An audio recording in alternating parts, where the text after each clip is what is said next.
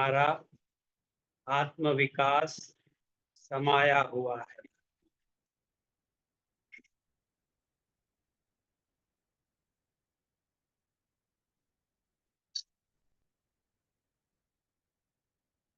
ओम त्वयि मे सर्वं ओम ओम ओम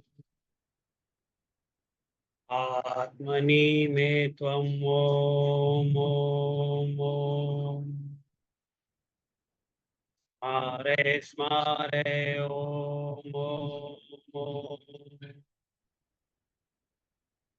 चित्तं शामय शामय ओम स्मराणि सोऽहं ओम ओम ओम शान्तं चिन्मयम् ॐ माम् ॐ तटस्थं केवलम् ॐ ॐ ॐ स्मराणि शुद्धम् ॐ माम् ॐ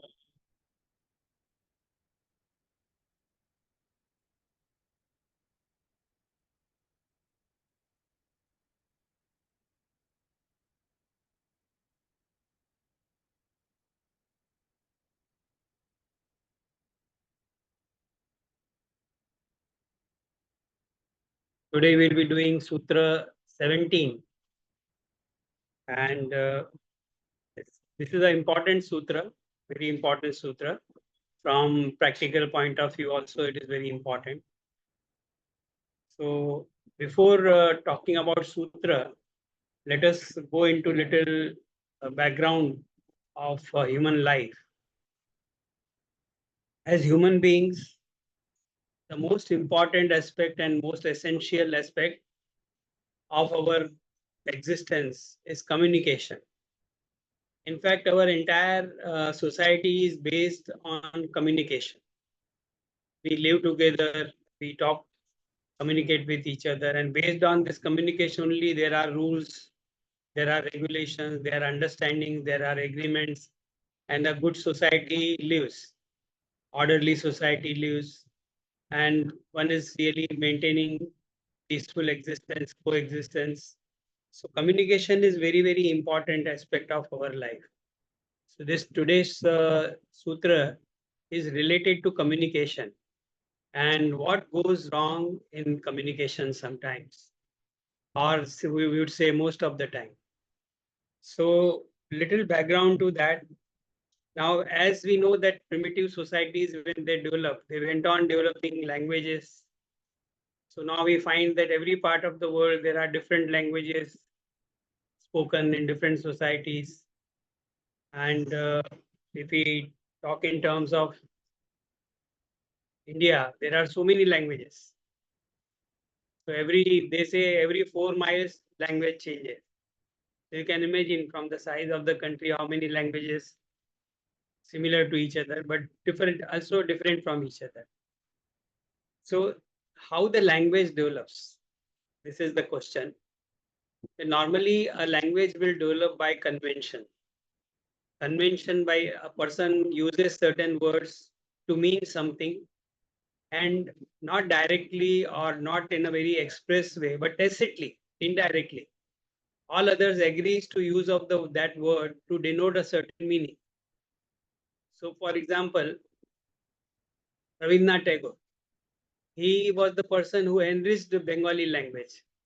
So many words which were not there in Bengali language, they were used by Rabindranath Tagore and they became a regular use for entire Bengali language. So most of the Bengali people started using those words. So these new words were introduced in language. This is just an example. Briefly, I am trying to tell you how the languages develop. So in each language, certain terminology is used, and there's a tacit agreement between the people of that community and that society where that language is spoken to understand that a particular word would mean a certain thing, certain object, certain idea. So that is how languages develop. And it has been the attempt of human society to master a language, to perfect a language. So every time you find new methods are being developed to, improve the language. Why improve the language? Because if the communication is the essence of the community, essence of the society, then that communication has to be perfect. If a faulty communication is there, then people will not understand each other, misunderstandings will be there, and you will find most of the human relation problems are there because of the misunderstandings of what is being heard and what is being said. This is a major issue.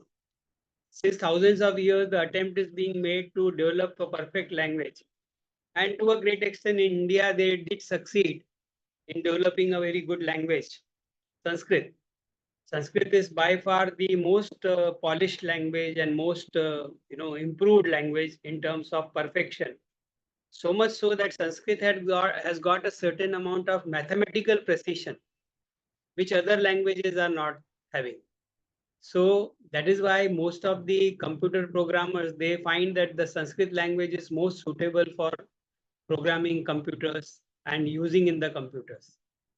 How far they have used it, that is a different thing. But so far, the experts, they agree that because there is a precision in that language. So depending on the usage of the language, if a particular A alphabet is added, it will mean certain thing. If E alphabet is added, it will mean something. There cannot be any doubt about that. So that kind of precision is there. And not only that, you will find that normally in most of the languages, singular and plural are there. But in Sanskrit, three are there: single, double, and then plural. So even the word which is used in a certain way, that will indicate two persons are there or more than two persons are there, or a single person is there. So from the word, simple word itself, one will come to know whether one person is talking, two persons are talking, two persons are being referred to, or three persons. Now, this discussion will go on. We'll cut it short.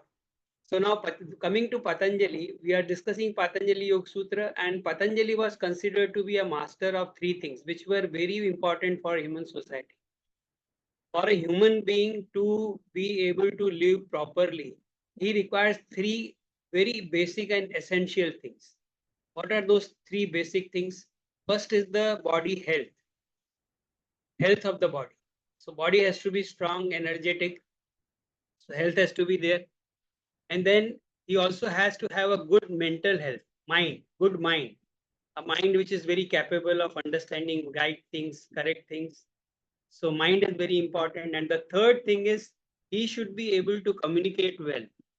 These are the most essential parts of human life. And Patanjali was expert in all the three. So they say that Patanjali had composed three works. He had, one was on Ayurveda. Ayurveda is related to Ayush Shastra Swastha. Ayurveda relates to, the name itself suggests how to become healthy and live long. That is the Shastra which is Ayurveda. Then Yoga Shastra he wrote for mind. So you will find the entire Yoga Sutras are dealing with human mind. By way of certain need, sometimes the body is being talked about, other things are being talked about. But if you look at the entire scheme of Yoga Sutras, right from the Sutra 1 to Sutra last, you will find the mind and chitta is the common thread which is running in the entire Yoga Sutra. So it is said that Yoga Sutras are dealing with human mind. And then Patanjali had also composed a very great grammatical work, grammar. And that grammar book is known as Mahabhashya. That Mahabhashya comes after Panini. Panini was his guru. So Patanjali was a grammarian also. Apart from the yoga, master yoga editor, master Ayurveda Acharya, he was also a great grammarian. And he tried to give us a perfect language in the form of Sanskrit. For that, he wrote this Vyakaran, grammar, Mahabhashya. So having this background in our mind, let us go to the sutra today. The sutras reads, now it is related to the communication and how the flaws are there and why the communication goes wrong, what happens psychologically, what happens. These are the aspects which are there in the sutra. It is a very deep sutra, and it will not be able to be possible to cover it in few half an hour, or it requires a lot of thinking on everybody's part. Some aspect of it I have been able to understand, that I am going to communicate with you. So this sutra reads, शब्दार्थ प्रत्ययानाम इतर अध्यासात संकरस्तत् प्रविभाग संयमात सर्वभूत रूत ज्ञानम. So if you read if you look at the sutra, all these words which I said, they are in one single line. There's no break. So as if one word has been formed of all these. This is perhaps the biggest sutra where no break is there. All words are together. So this is the mastery of Sanskrit language. शब्दार्थ प्रत्ययानाम इतर अध्यासात संकरस्तत् प्रविभाग संयमात सर्वभूत रूत ज्ञान. So I'll translate it in Hindi first. शब्द, अर्थ तथा प्रत्यय के परस्पर अध्यास के कारण संकर होता है, अभिन्न ज्ञान होता है. उसके प्रविभाग में संयम करने पर सारे प्राणियों के उच्चारित शब्दों का अर्थ ज्ञान होता है. So it is a siddhi which is attained by a yogi. He can understand the sounds produced by all beings which are there on the earth. The meaning of those sounds he can understand. That is what is the sutra all about. But before that, what it says, how he attains this siddhi, he will suppose if a crow is cawing, or a bird is singing, or maybe or animal is shouting, crying, yogi will be able to understand what they have in their mind. What is the meaning of that sound? That is what sutra means. So I will read it in English again. Overlapping, see, important it is. Overlapping of word, object implied, and the idea thereof, that is perception, produces one unified impression. If sanyama is practiced on each separately, knowledge of the meaning of sounds produced by all beings can be acquired. That is what sutra means. So now when we look at the wordings of the sutra, three words are there: Shabda, Artha, Pratyaya. Normally when we are speaking to each other, we are talking to each other, most of the time we tend to take them as one. And that is where the folly is, that is where the flaw is, that is where the mistake occurs. And that's where the communication becomes little murky. It becomes little unclear. So Shabda, Artha, Pratyaya, when they are as if superimposing on each other, and when they are superimposing on each other, we take them to be one. By mistake, we take them to be one. And when we take them to be one, then lots of mistakes can occur in the communication. So that is one aspect of it. The other aspect of it is that when a yogi is able to focus on these three separately, individually, and he is able to do sanyama on each of these, then gradually he acquires the ability to understand the meaning of sounds produced by all beings, not only human beings, but even all other living beings.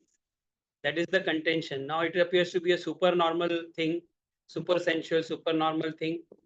Very difficult to explain how it is happening, but now let us understand what this sutra is trying to say by this Shabda Artha Sankara. Now I will utter some words and see what is happening. Be alert and be aware. So I'll be uttering certain words, and then what is happening in your mind, you have to be aware of that. Okay. So now some words which I am using is I'll say lotus. Then I will say rose. Then I'll say field. Then garden, cow, farmer. Okay. Now these are the simple words meaning simple things. So you are aware that what happened the moment I said it. What I asked you to become aware of what is happening in your mind when I am saying these words. So when I uttered these words, what went in your mind, you are aware of that.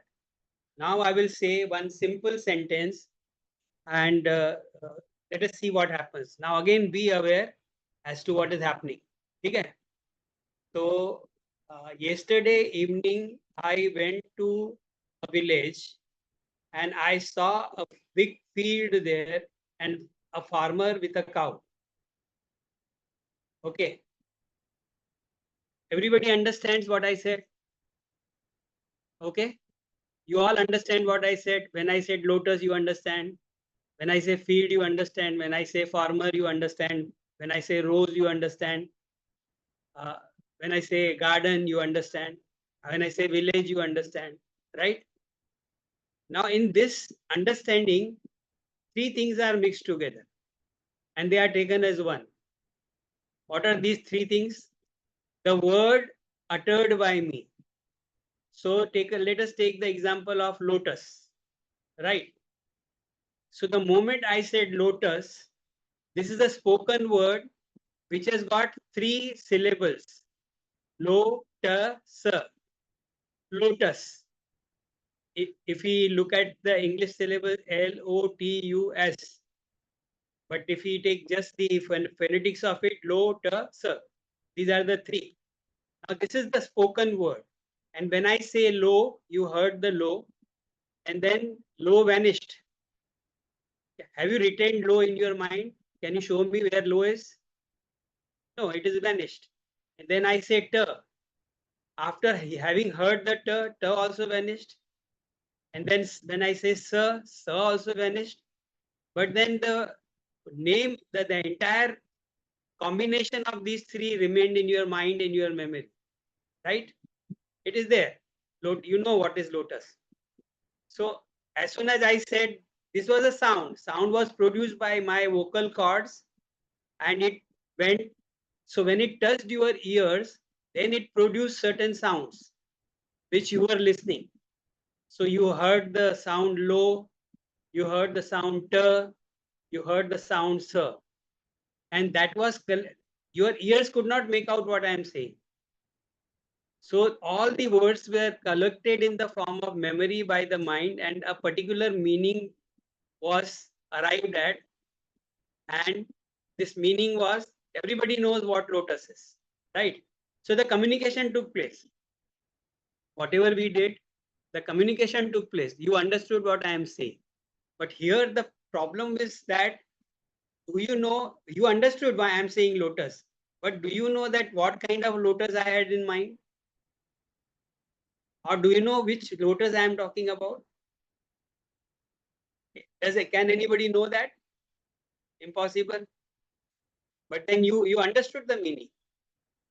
But the lotus which I have in my mind may not be the lotus or is not the lotus which is in your mind. I may have particular lotus which I might have seen some years back with a very distinct color, under distinct circumstances. But then I have that in my mind. So with the intention of talking about that lotus, I am saying lotus. But you are understanding a different lotus. So the object which is there denoted by my words, that object is different from my words. So this is what I am saying is Shabda. And the lotus I am referring to is Artha, the object. And what you are understanding is the idea. Getting the meaning of the sutra? So three things are different. The word spoken, the object which is denoted by the words which are spoken, and the meaning which arrives in the mind of the listener. All three things are different. But the moment I say lotus, you understand it. So can that understanding be right? Are we really communicating in a very correct manner? Because if we are communicating in correct manner, then whatever I am saying, whatever object I have in my mind, that should be available to you, but that is not available. So this is one major flaw in the language. So most of the time, 90% of the language is based on fictitious ideas. So generally we know what lotus flower means. So whatever is your image of lotus, that will come in your mind. Not the lotus which I mean, not the lotus which I have in my mind. So here you can see that when I say I went to a village, you understood the meaning. But do you know which village? It could be my native place. You have never seen it. So I'm just saying village. You are understanding the event, but you are creating a image of village which you have in your mind, and not the village which I have in my mind. Getting the point? So the words I am speaking and the and the object I mean, they both are totally different. And the understanding, the idea which is understood, so this is known as, in language, it is known as Vikalpa Vritti. Lot of implications are there. This sutra is about 2500 years old. So 2500 years back, Patanjali had analyzed the sentences and he has given us this kind of sutra, where he says that in communication, it happens that they narrow down with each other and we take them as one. And because of that, the understanding is not perfect. So this kind, now later on, as philosophy is developed, we know lots of philosophers in the world, Western philosophers, Eastern philosophers, they all have been trying to learn. But this kind of analysis which Patanjali has given, this came into importance, and this was discussed in great detail. And of course, it was later on developed to a great extent, in what is known as logical positivism. So there are European philosophers, and particularly Bertrand Russell. Bertrand Russell was the philosopher who, he analyzed. So in a simple statement, uh, the moment I say lotus, so you presume that lotus is some object which is there. I did not say lotus is there, but the moment I said lotus, you presume that it is some object which is there. Suppose if I say tree is something which is there. So certain things are provided by our mind into the words and meaning. So this way they analyze and they came to do a different kind of philosophy, and where the language was, the barriers of language, the limitations of the language were exposed. So they said that we cannot depend on that is why most of the time all the great people say something, and it is understood by everyone differently,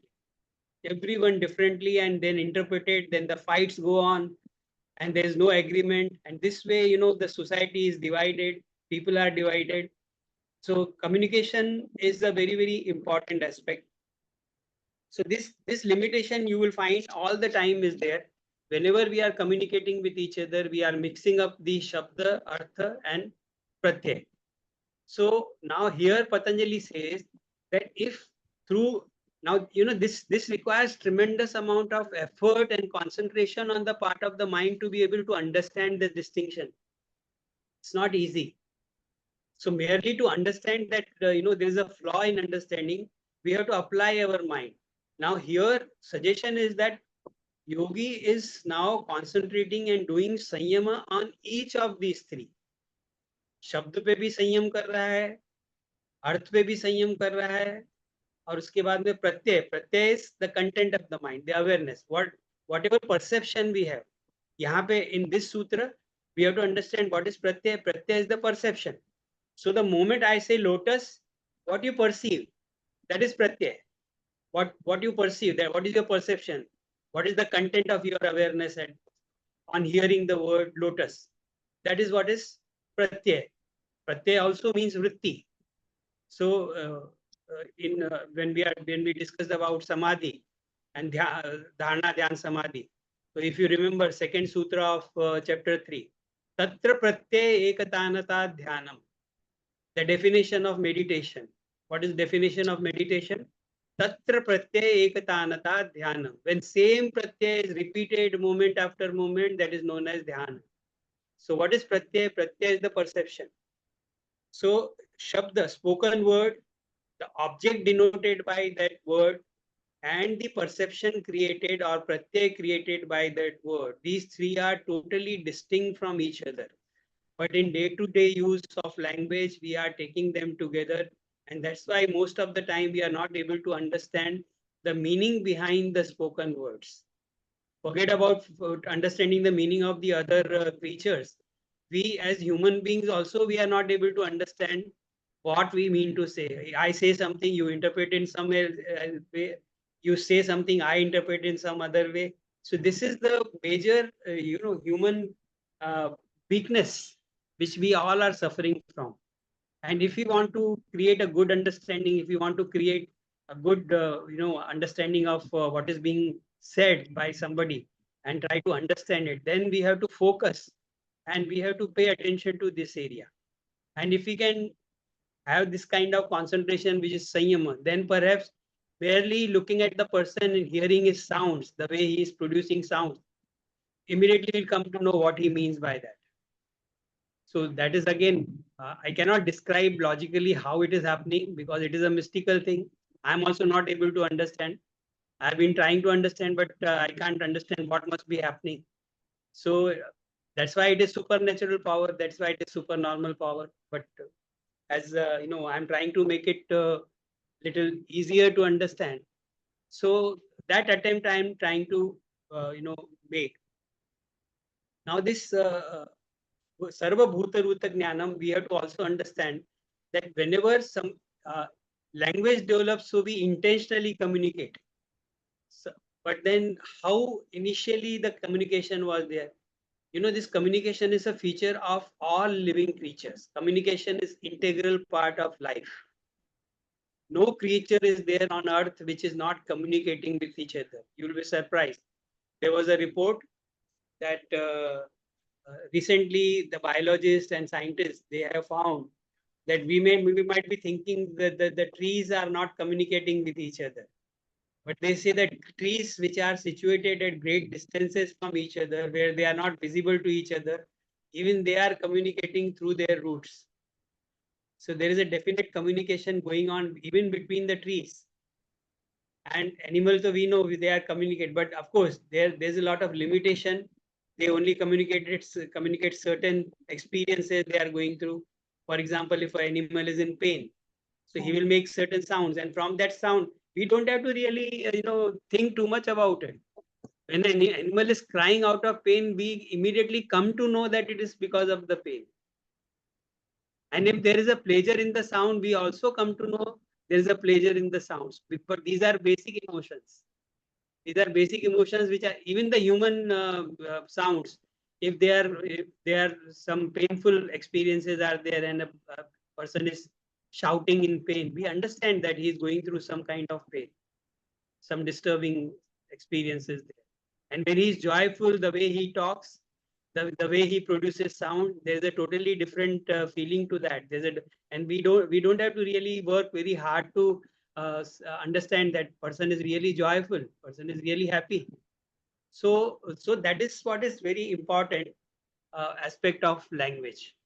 This we have to understand now. Focusing on this, when we are talking, there's a certain intention.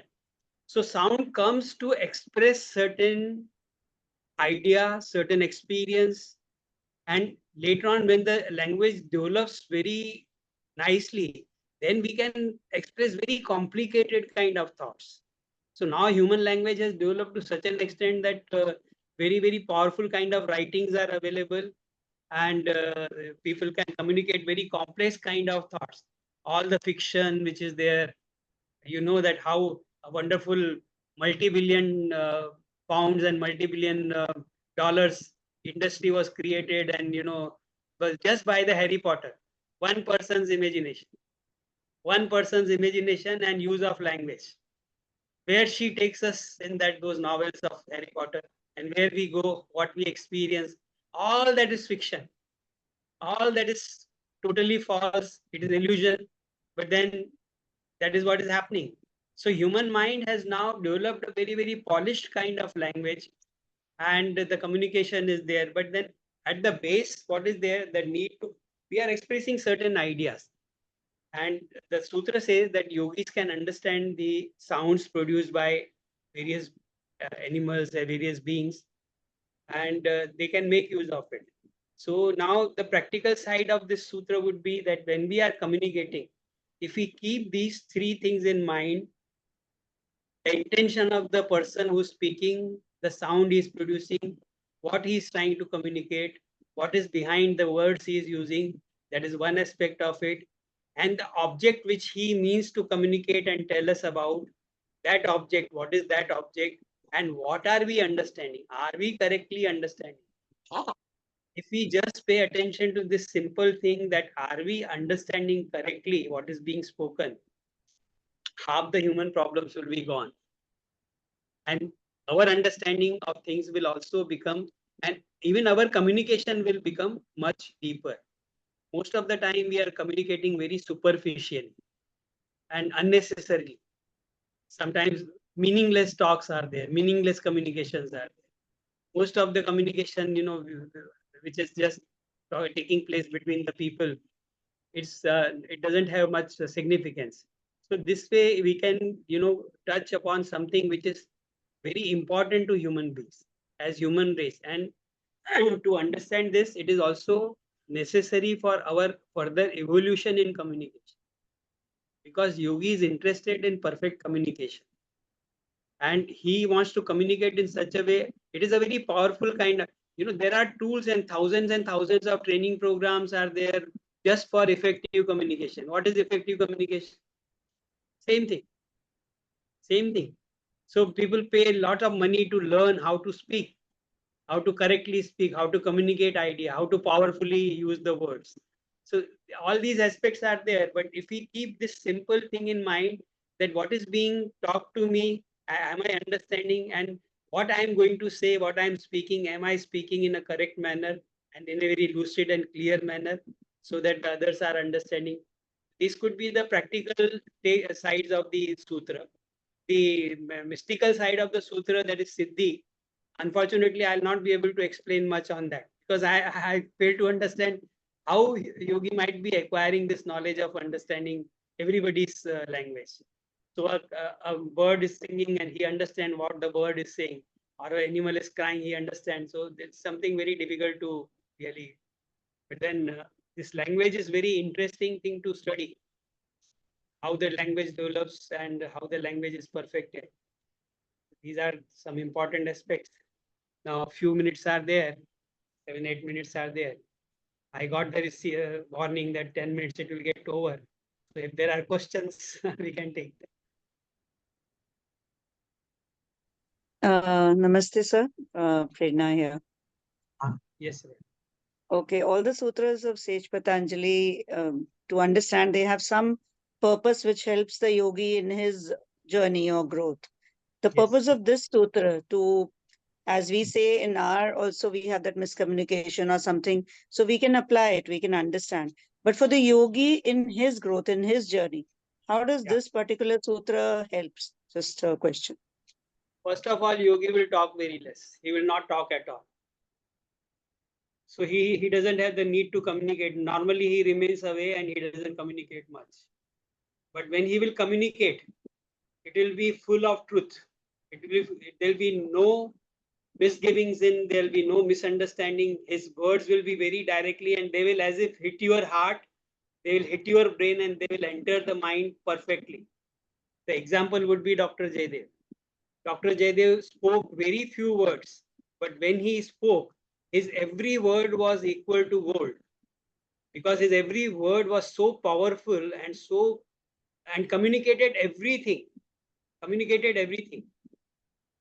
So that is how he, if personally I have seen Dr. Jaydev, whose communication is of this kind, which I talked just now, which Patanjali was a master communicator. Nobody is like Patanjali. That's why Patanjali Yoga Sutra. If you look at the Patanjali Yoga Sutra, every sutra just contains 4 words, 5 words, but it is like a dynamite. When you pay attention to it, when you contemplate on it, it explodes. It gives a lot of knowledge.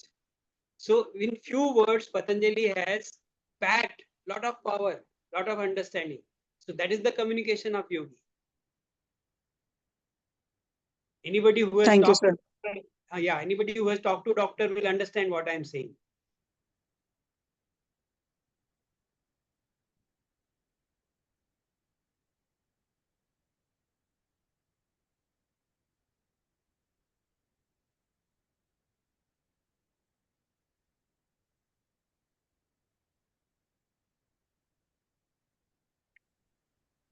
एक ऐसे ही कुछ WhatsApp पे या किस पे आया था कि there were these 2 friends who met after a long time and they sat on the same bench for half an hour.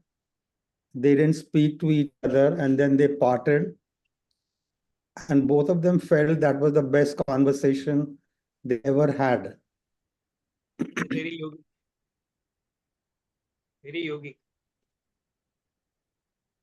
In the ultimate analysis, when the guru is teaching to the students the ultimate things, in yoga they say that guru is sitting in silence and the students are just in front of him.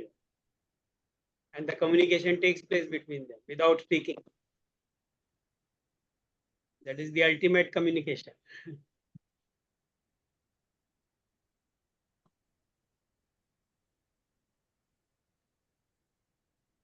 As people grow in communication, the words become less and less. The need for words become less and less. Because words will always create misunderstanding. Words are always tricky. The more words we use, the more. That's why sutras also, they use minimum language so that there's no misunderstanding. Preciseness is there.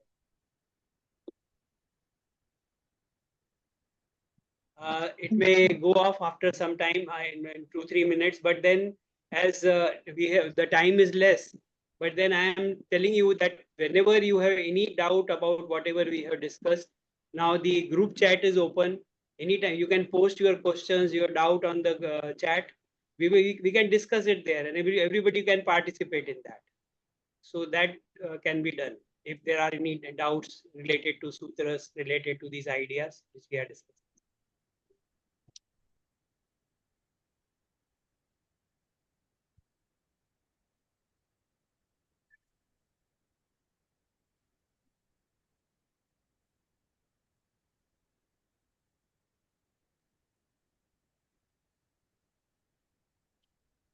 Thank you, sir. Yeah. Yes, you were saying something.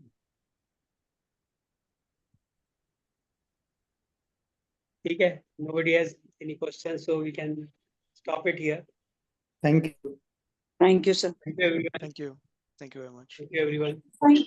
Thank you, sir. Yeah. Yes, sir. Yeah. Again, said from